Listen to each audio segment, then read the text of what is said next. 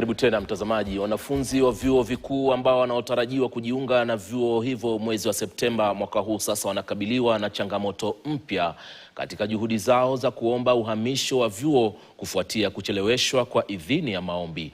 Kucheleweshwa huko kunaweza kuwanyima nafasi ya kutuma maombi ya ufadhili kwa serikali.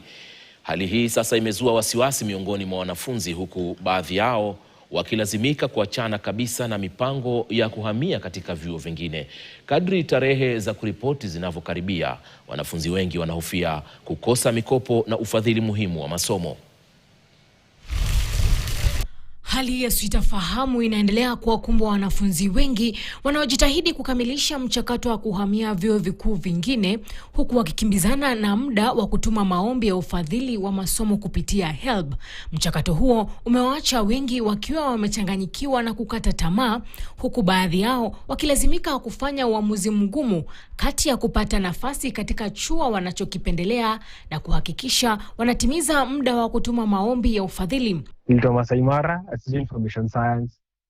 Mimi nilikuwa nataka kwenda at least Murang'a nifanye education. Sasa ikakuwa nikachikia hiyo process ni refu kwa sababu ya nini? Wanafunzi wanaotaka kuhamia vyuo vikuu tofauti wanasema mchakato huo umekuwa wa changamoto kubwa.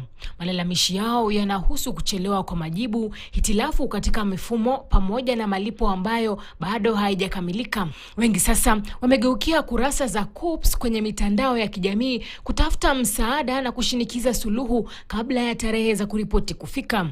Huku muda ukizidi kuyoyoma, baadhi ya wanafunzi wameamua kuachana na mipango yao ya kuhamia vyuo vingine na badala yake kubaki katika vyuo na kozi walizopangiwa awali.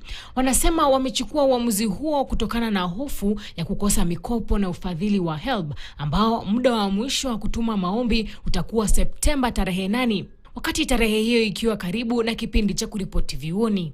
Hiyo admission letter kwa play HELB sasa. Okay. Sasa ukiangalia masaa watatuma feedback. Itakuwa refu kiasi, utapata maybe HELB hata wameshafungua portal ama chances za kupata HELB na kwa chini.